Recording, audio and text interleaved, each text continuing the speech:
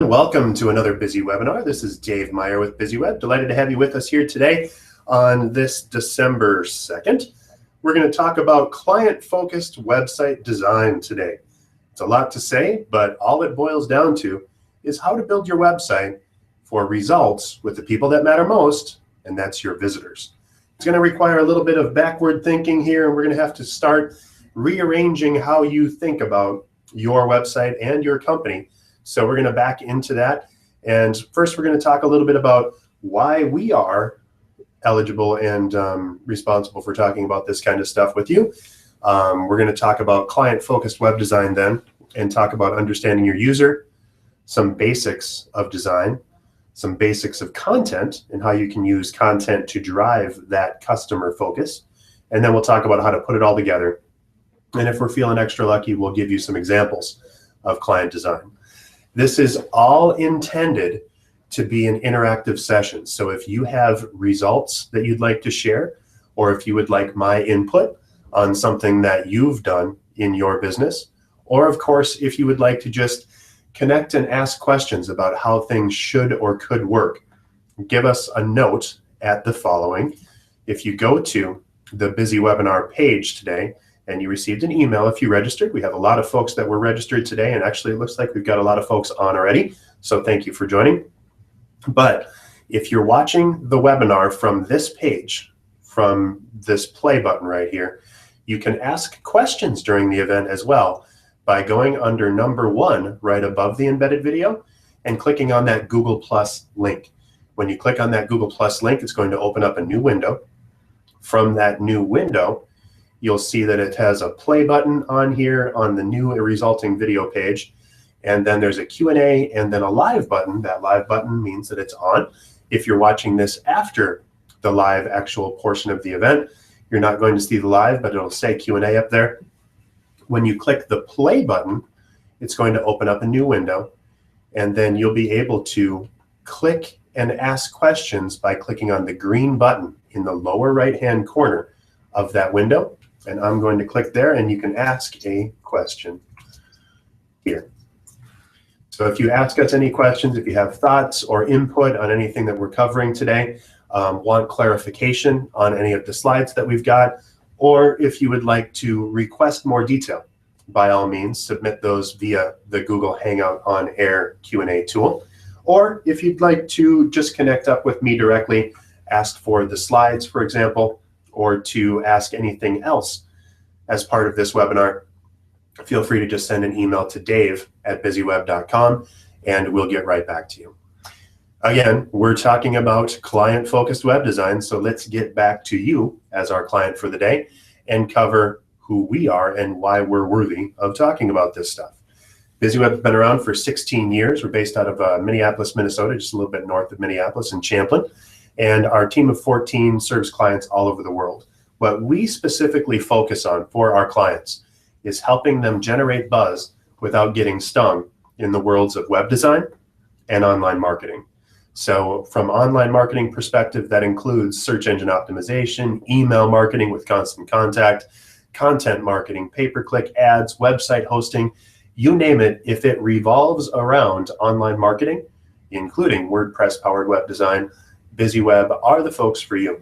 So if you have specific questions on any of those things, please do let us know. And again, the best way to reach us on that is just send an email to dave@bizzyweb.com or connect up with us on the Q&A tool, as I just mentioned. Let's get down to business and talk about client-focused design. Now, in general, client-focused design does not mean that you're designing solely for your clients. Instead, what you're trying to do is clear the paths between your client and their purchase decision. So what you need to think about is, yes, you do need to serve your business needs with your website. It does need to drive sales. It does need to provide input, as well as helping guide and lead toward a purchase decision. But you need to think about not only your company's needs, but also what your client is searching for, and really get into their heads as far as what they're expecting in their web browsing experience. Again, we're specifically talking about web design, but many of these choices and many of this guidance points can help on any online marketing tool. First thing that you need to know when you're doing client-focused design is understand who your client is. So knowing your target market is a very important part of this goal. If you've heard my focus or getting to the why webinar from about 6 months ago, that focuses a lot on what we do in order to really serve clients' needs. The key thing, and as we covered just a couple weeks ago in our target market Bizzy webinar, is that really none of this is about you. We as an organization, as an industry member, do not sell specific products and items. You sell solutions to problems. It's the old adage and the difference between folks that claim they sell drill bits and folks that understand that they really sell holes. So you need to focus on the hole that you fill for your client. And once you get into their heads and understand who they are, what they're interested in, what their preferences are for browsing and for reaching out, that's to the same extent to which you're going to be able to reach your clients and really connect with them in a meaningful way. When you think about this, understand that no one wants to be sold. Instead, people want to find the solution to the problem that they're searching for. So as you think about this, knowing your target market, including setting up portfolios and overall personas for your marketing that outline the different types of people that you're trying to reach, who they are, their preferences, their interests, what makes them interested in working with you, and just kind of an overall psychological evaluation of your best clients. That's going to give you the detail and the help that you need to really start writing for them. So think about your best customers, the people that are most likely to buy your products or services, or the folks who may not buy quite as often, but when they do, it's an exact perfect fit. And maybe they're the people that if you could get 4 more of that type of client this year, your entire business would change.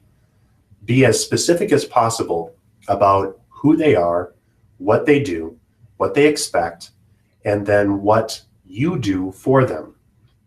If you outline all of that and if you have it all down on one piece of paper, that'll help you guide your purchase decision for them and guide the content that's going to get them to that space. The key thing when you're searching and when you're helping and doing that research behind it is to look for low competition and specific segments inside the market. What I mean by that is you'll be able to tell inside of Google Analytics and analysis using the Google keyword tool or using Facebook advertising, as I covered in the target marketing webinar from a couple weeks ago. The folks that are as narrow as possible in their decisions and that have low competition, so the keywords and the items that you're covering, if they don't have a ton of competition, if there's not, if the pay-per-click in your Google AdWord analysis is $50 per click, then you know that it's a high competition and high likelihood of purchase when people get into that. So you might want to lean on that as something that you want to cover. But if you want to stand out from the crowd and show up more often and higher in your results, you'll want to focus on lower competition, things that are more specific, more targeted. It's the difference between dentist and Minneapolis orthodontist and child dentistry.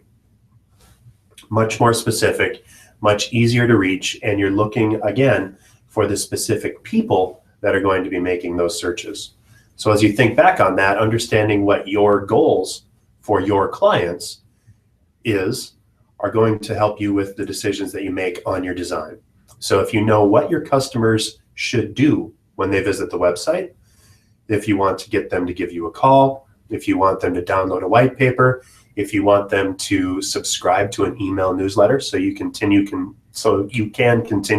to engage, inform, capture, and convert them into customers, that's what you want to focus on. So understanding why your prospects will take action, including what problems they face, how they shop to reach you, what they do as far as the research when they're looking at your competition and at you, and really how much they understand about your product or service. If your company is very specific or very specialized in what you do, that gives you a leg up over commoditized services. But in particular, no matter what you do and who you are as an organization, if you're a donut shop, you need to focus on what makes you different from anyone else that might provide that same service. And then once you understand their goals, you want to focus in on what their next best action is. And we'll talk about calls to action in a moment. We have two examples of great client overviews or client product personas in this screen. So if you look at Tom Brody and Fred Fish, these are good examples of folks that have been generalized based on the attributes of the most favorable clients that these specific audiences have served. So this website is trying to find shop managers and then chefs in these two particular spots. And so they outline what the hobbies are of this person, if they have kids, or what level of education they have, where they live, their level of affluence, how many years in business they've experienced. All of that will help guide what you know about each of those people. And it also helps break writer's block. And content is one of the most important parts of drilling down through your client lists. If you know exactly who you're trying to reach, exactly why they want to get to you, then you'll know much more about what you can do for them. So we know who we are, we understand who our customer is. Now you can focus on the design. With the homepage of your website, you need to get right to the point. It's tempting to have as much text as humanly possible on the website, especially on the homepage, and give people 17 different ways that they can interact with you, to have 25 things in the navigation across the top, just in case someone wants to click on that link. But you need to focus and simplify your experience for your clients in order to get to the actual conversion point. There's studies that have been undertaken in the past few months, and I have some examples from our target marketing webinar from a couple weeks ago again, that illustrate that if you have one choice on the website, you're much more likely to get a registered response to get them to actually take an action than if you give them 2, 3, or 5 actions that they can take. And as a matter of fact, it drops off exponentially the more choices you give. So there's a 30% click-through rate if you offer one choice. There's a 3% click-through rate if you offer 3 or more choices on your homepage. So focus on the one thing that you want your clients to do and be as clear as humanly possible for that. Now note that your homepage needs to be very clear, and every other page on your website, of course, also needs to be clear. But that does not necessarily limit you to only covering one thing on your website. Different pages and different landing pages in particular can offer that specificity that you need for multiple different clients and multiple different audiences. So you may have 2 specifically discrete types of clients that are looking for very different things from you and your website.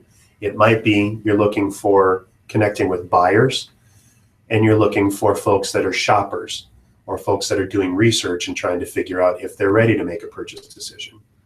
You can serve both of those markets, but having a specific call to action that directly relates to what each of those different types of people are looking for is the way to get around that. Now, you don't want to have 5 different actions. Focus on what's most important and get that one most important action above the fold. And then for the shoppers, they're going to be digging down further anyway. They'll say, well, I'm not ready to buy now, but I will scroll down further to find out more. So that's when you give them the call to action directly related to that specific marketing set. You do need to have calls to action on every single page. And for landing pages specifically directed to marketing, to social media, to email marketing, now you don't ever want to do a Google ad campaign that drives people just to the homepage of the website, because when people respond to Google ads or to Facebook ads or to organic search engine results, they're looking for a specific thing. You need to be able to tailor your content directly to the specific thing that that person's already looking for. Especially with Google ads and Facebook ads, you can do that very simply. And that's one of the biggest benefits of online marketing, because you can drive people directly to their decision point versus just driving them to the website and making them do a bunch of work. If your website has turned into a search tool to try and reach people, or if you're trying to get out to the right folks and it's essentially a scavenger hunt to try and find the right content to make that purchase decision, you're failing in your website and you need to clarify and be more concise. So on the website, this is an example, Quick Keys LLC. If you go to Quick Keys LLC and check out their website, in mobile and on the desktop version, it's very clear as to what people are expected to do. For the most part, they just need to get a call. So right up in the upper right-hand corner of the desktop version and at the very top of the mobile version, there's that contact today to order. And then for the website version, there's 3 tabs. It says 24-hour service, request a quote, and schedule. And that's also available right on the mobile version in a very large thumb-clickable section. So if we look at this and if we're building this forward, we really need to think about not only what you're getting for your website and who you're trying to reach, but also the specific size of the browser that people are on and when they're going to be searching. So mobile responsiveness is just as important as having a beautiful website that works well on a computer or on a PC. Having a mobile responsive version of your website that is really all the same website, but building it so that it's adaptive to the specific reaches of the clients that you're trying to reach. Up to 80% of folks give or are primarily searching from their mobile devices now. And so you need to make sure that you're not only able to serve that skinny little window without having to tap, pinch, zoom, or scroll on your homepage, but it also needs to be very specific as far as the speed on the website. So you need to have small images that are easy to download, and you need to have alt tags on your images in case your browser, the person that's visiting your website, has images turned off in order to speed up the download experience. A lot of content-driven websites or a lot of advertising-driven websites have really failed miserably on this because they have all of these different little JavaScript things and animated graphics and big, huge images that you need to download.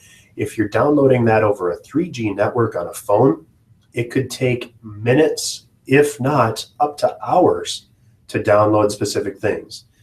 Here's the trick. People aren't going to wait more than a maximum of 3 to 4 seconds for your website to pop up, even on a mobile device.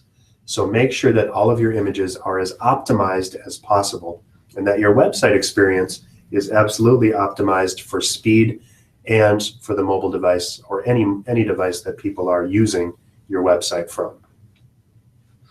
As far as content, just watch your language.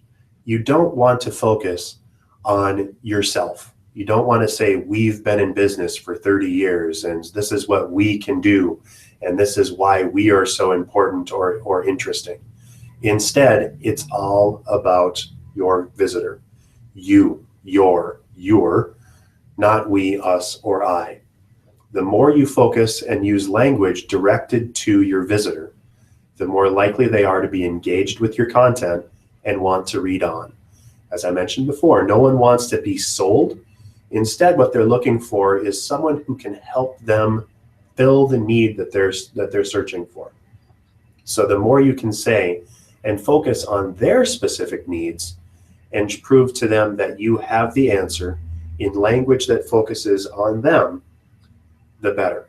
You can use we and us, but it needs to be inclusive of your client. So you're not going to say we have been in business for 25 years and say we will work together with you to grow your business or to make that change or to offer your product or service.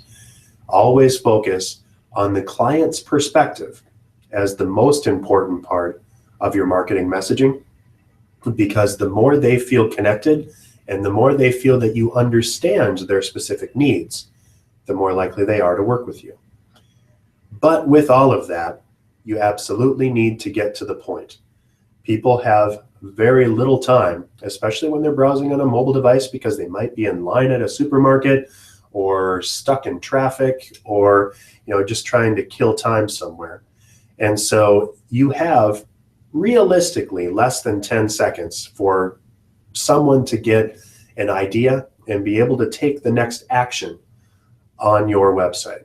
So if you can't drive people to some sort of an action within 10 seconds, you're missing out on the buyers because you're asking them to take too many steps.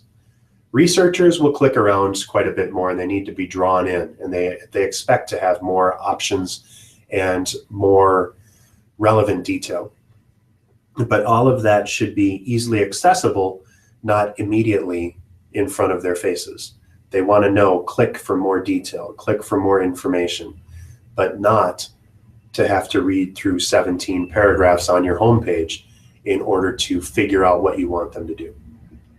Scannable text, bullet points, clear examples, header tags, all of those things are important and help drive content and let us pick out what's most important to us as a visitor on your website.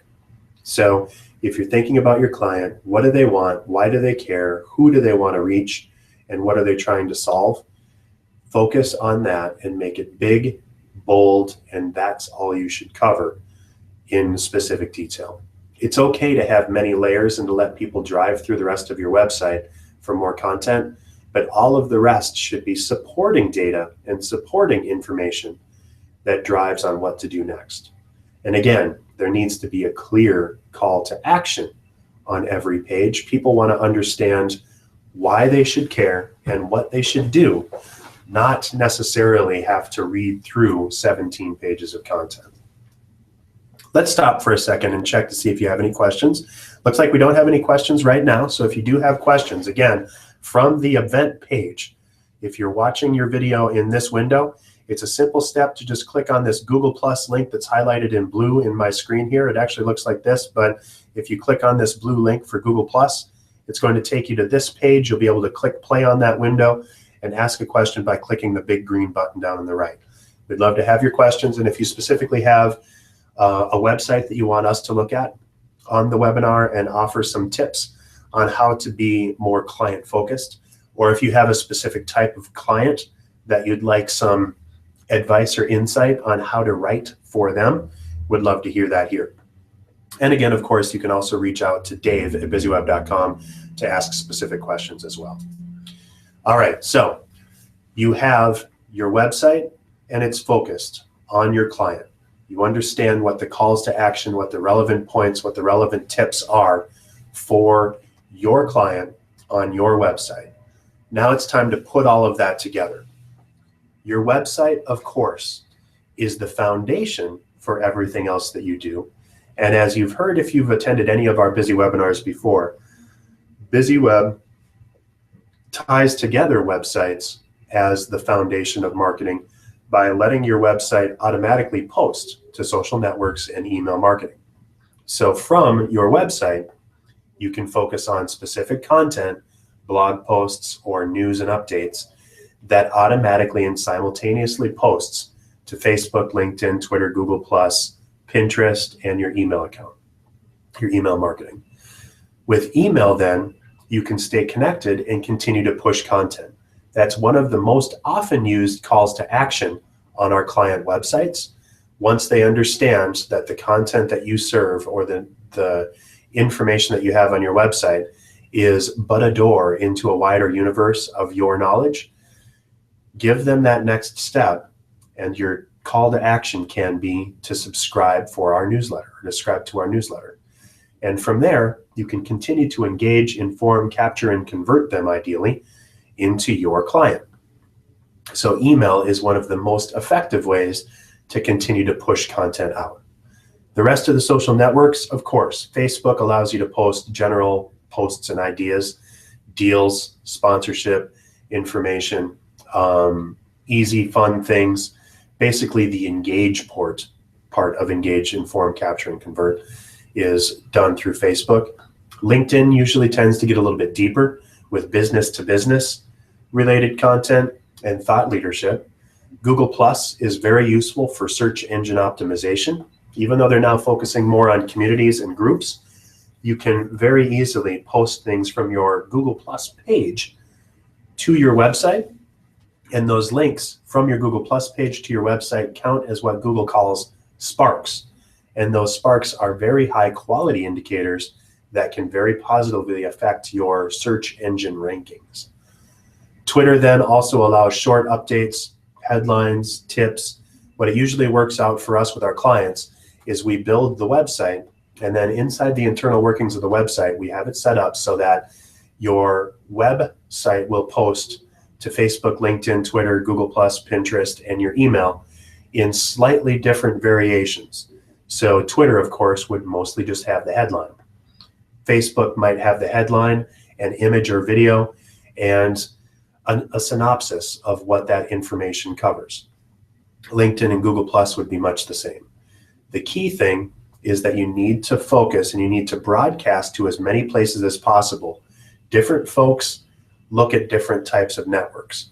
Most of us all subscribe to email still, but some folks are on Facebook but not LinkedIn. Some folks understand Google+ or Twitter.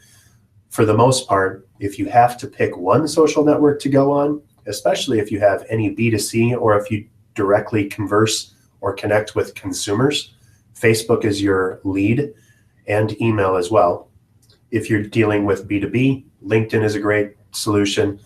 If you're looking for search engine content that's going to help you to rank better, Google+ is a great tool. Or if you're just looking for short tips and want to connect with millennials or a younger market, Twitter is a great place to connect. So one last stop for questions. Looks like we're safe there. I want to wrap this up and show you kind of how all of this might work together. In summary, your website, again, needs to give you leads and help grow your business. Inside of there, you need to focus on social media, the keywords, content, design, everything that you need to drive your customer to the next decision. You have about 10 seconds to make that happen, so make sure that you're writing for your client by getting into their head through the analysis that I talked about earlier, through content, and through writing specifically for the people that matter most. If they can figure out inside of 10 seconds what you expect them to do, and if you give them clear pathways to make those decisions, that's the quickest way to get new clients. Make sure that you're connected up and that you've got great hosting, and follow up with email marketing to get you to the next step.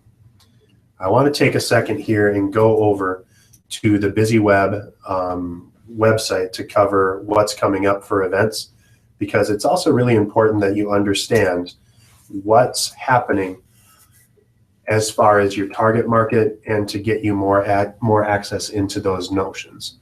So if you are interested, again, if you want more detail on what makes a good website, I published a webinar yesterday on website do's and don'ts.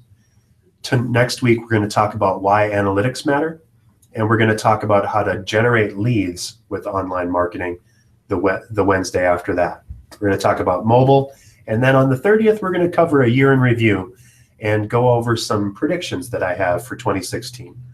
In short, it's going to be a very interesting year, and we're going to see some merging of technology, I think, that's going to make marketers' lives simultaneously simpler and drive toward more results, but you're also going to need to be much more nimble in your marketing in order to continue to connect with folks. I mentioned a couple of things from last month that I covered. In particular, just last week, we talked about content marketing, and then the week before that, we covered target marketing. If you want to review any of our past Busy webinars, we have more than 200 of these sitting out there. If you click on any of these events, the embedded video is right inside of here. So I talked about how to do Facebook ads, to use the advertising tool to tease out the size of your demographic markets. That's embedded right here, and actually that's the screenshot for this video. But all you need to do is click play, and you'll be inside of this video. It talks about how long it is and the details on it. And you can also browse our channel by going to youtube.com/c/BizzyWeb. So that's what we have for content for today. I will remind you for one last thing, if you want to check out and figure out how well your website is already doing, just go to BizzyWeb.com/buzz. That's BUZZ. From that page, you can enter in just a few little bits of information. Enter in your website, a keyword that you'd like to be found for. Again, it could be accounting, it could be retail, stock market, mechanical, hair, whatever you want to cover. Your name, email, and phone number. Click this button, and it takes about 45 seconds for a report to pop up that will give you how well you are optimized for the specific keyword that you've entered, as well as a couple pages worth of checklist on what you can do to improve your client experience by clicking and getting to that next step. Again, I am Dave Meyer with BizzyWeb. Thank you for joining us today for our Busy webinar. And remember, with BizzyWeb, we help you generate buzz without getting stung. Have a great week.